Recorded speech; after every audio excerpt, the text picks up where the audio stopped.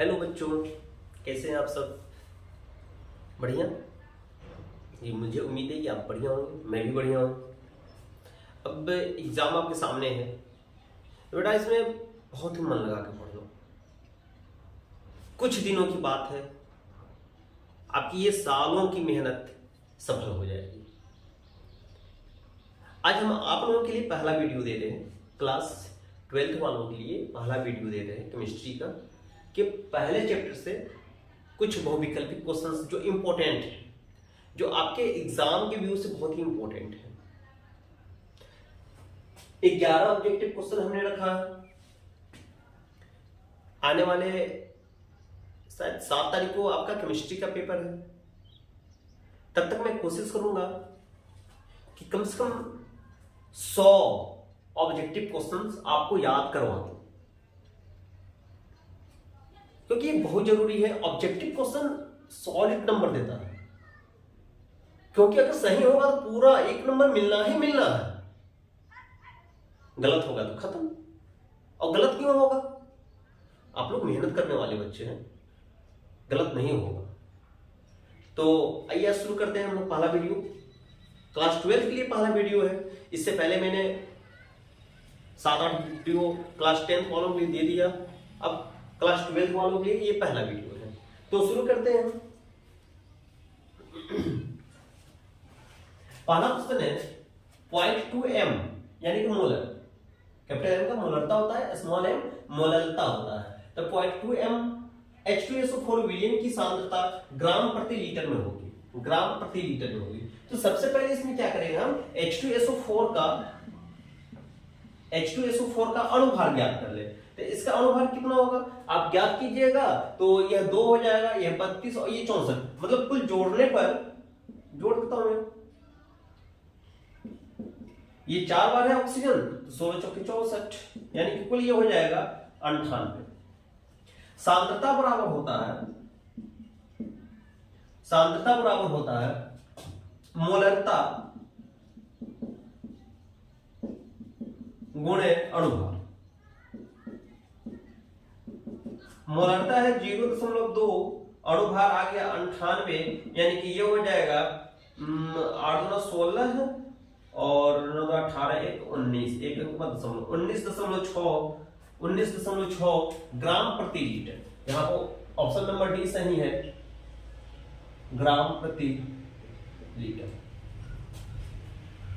दूसरा नंबर में देखते हैं, विलयन की मोलरता होती है। मोलरता क्या होता है? विलय का मोल बट्टे विलयन का आयतन, विलय का मोल बट्टे विलयन का आयतन। तो जो विलय का मोल होता है, विलय के मोल बट्टे विलयन का आयतन, तो इस मोल के बराबर में होता है, इस मोल के बराबर में होता है भार बट्टे अणुभार। और बट्टे में क्या है? विलयन का आयतन, यानी कि अपर मात्रक क्या हो गया? अपर मात्रक भार और बट्टा आयतन। इसका सही आंसर हो जाएगा भार बट्टे आयतन। इसका सही आंसर हो जाएगा भार बट्टे आयतन मात्रक। उसके बाद शुद्ध जल की मोलरता होती है। शुद्ध जल की मोलरता मैं याद करवाया था ऑफलाइन क्लास में, याद होगा आपको, 55.5 हमने लिखवाया था। देखिए तो 55.56 शुद्ध जल की मोलरता, 55.56। अब 55.56 ये आया कहां से? तो जल हम ले लेंगे 1 लीटर, 1 लीटर जल ले लेंगे बट्टे जल का अणुभार 18, भाग दे देंगे, आ जाएगा ये 55.56। चौथे क्वेश्चन की तरफ चला जाए। चौथा क्वेश्चन है, यदि 1000 ग्राम विलायक में 18 ग्राम ग्लूकोज है तो विलयन कैसा विलयन होगा? ये 1 मोलर होगा, यह हो जाएगा 1 मोलर। 1 मोलर क्यों? क्योंकि 1000 ग्राम विलायक में 18 ग्राम ग्लूकोज मिला हुआ है, 1 मोलर।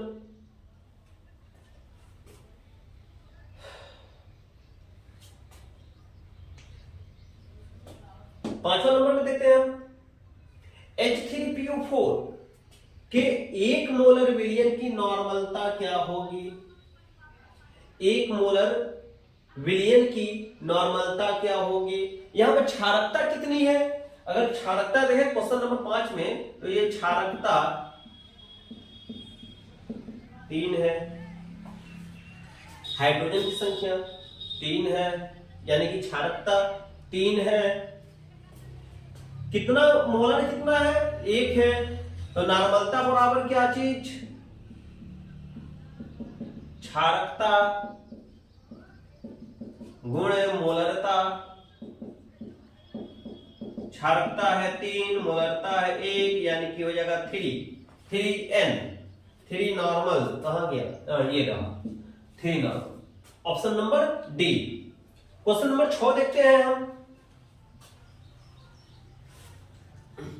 क्वेश्चन नंबर 6 में है भार ऑब्लिक भार W/W। याद कीजिए, पढ़ाया था मैं ऑफलाइन में। W/W मात्रक होता है, किसका होता है? ऊपर भी भार, नीचे भी भार।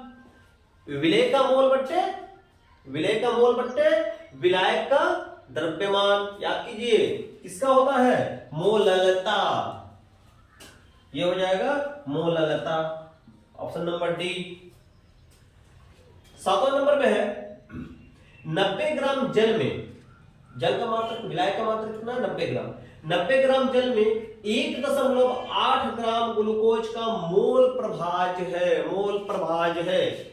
90 ग्राम जल में 1.8 ग्राम ग्लूकोज का मोल प्रभाज है। क्या होगा? थोड़ा सा कोशिश कीजिए।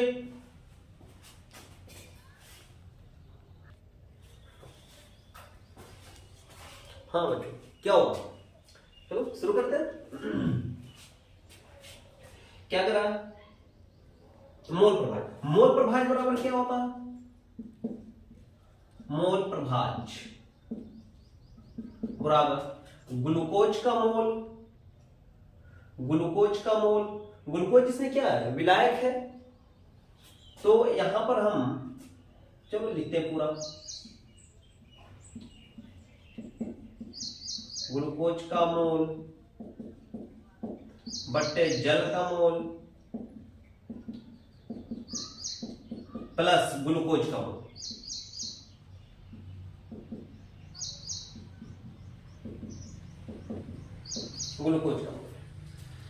अब यहां पर हम इसमें दे रखा है 90 ग्राम जल में, यानी कि सबसे पहले हम ऐसा करते हैं ना कि ग्लूकोज का अणुभार निकाले, जल का अणुभार निकाले या मोलर द्रव्यमान निकाले। यहां लिखे हम ग्लूकोज का मोलर द्रव्यमान, ग्लूकोज का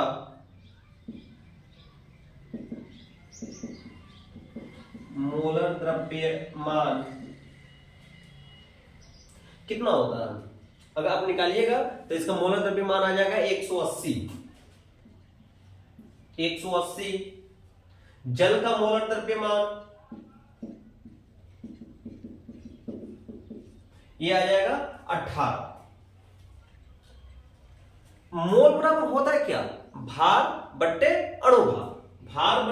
अणुभार। तो अगर यहां पर देखा जाए तो ग्लूकोज का मोल, यानी कि ग्लूकोज का भार बट्टे ग्लूकोज का अणुभार, ग्लूकोज का भार बट्टे ग्लूकोज का अणुभार। तो ग्लूकोज का भार कितना दे रखा है? ग्लूकोज का भार 1.8 ग्राम। इसके लिए हो जाएगा 1.8 ग्राम बट्टे ग्लूकोज का भार बट्टे ग्लूकोज का अणुभार, यानी कि 180।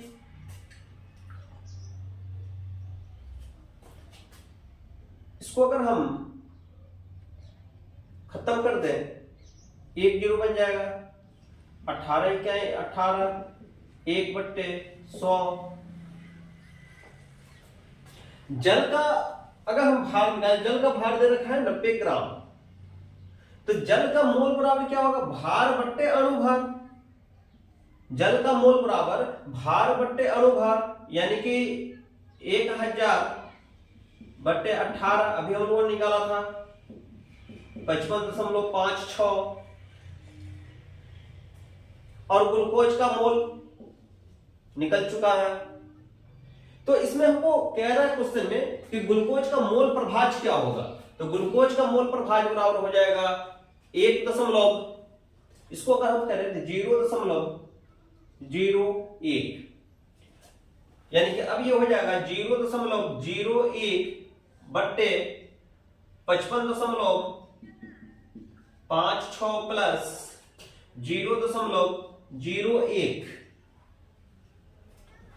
यानी कि अब ये हो जाएगा 0.01 बट्टे, यहां पर हो जाएगा 6 1 7, यहां पर हो जाएगा 5.55।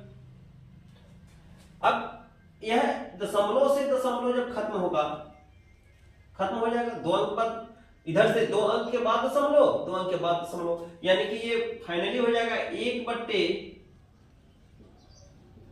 5557। और जब इसको कैलकुलेट किया जाएगा, तो इसका हो जाएगा 0.0019, यानी कि ऑप्शन नंबर सी।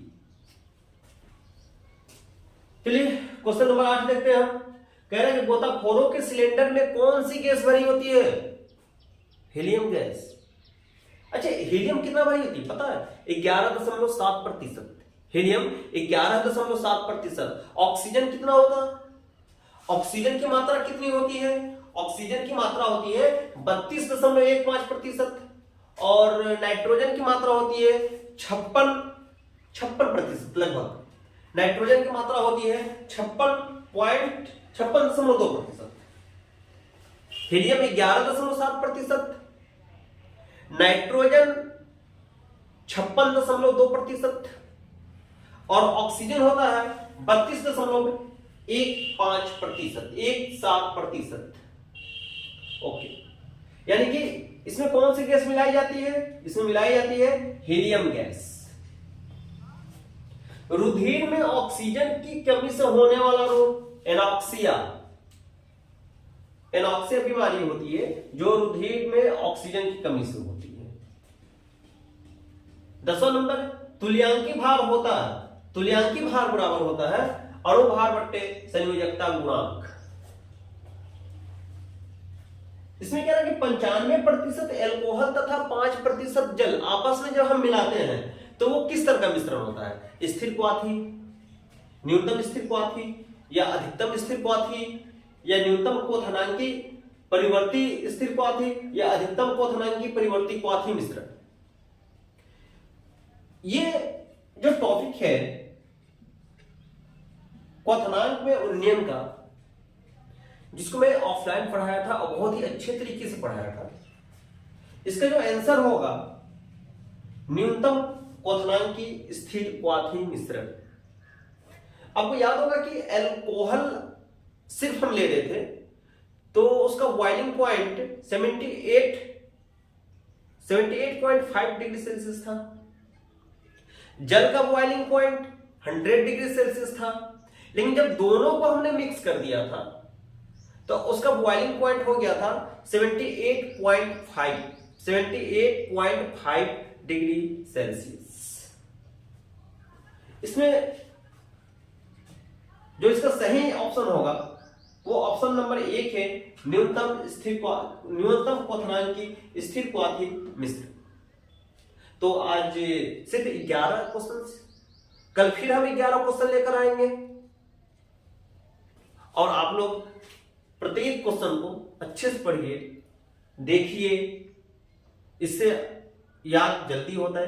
कोई भी चीज जब हम देखते हैं तो याद हो जाता है, लेकिन याद करते हैं तो याद तो होता है, कुछ देर में याद होता है और जल्दी भूल जाते हैं। लेकिन जो चीजों को हम देख लेते हैं ना तो वो चीजें याद हो जाती हैं। ठीक है, कल मिलते हैं हम, तब तक के लिए जय हिंद।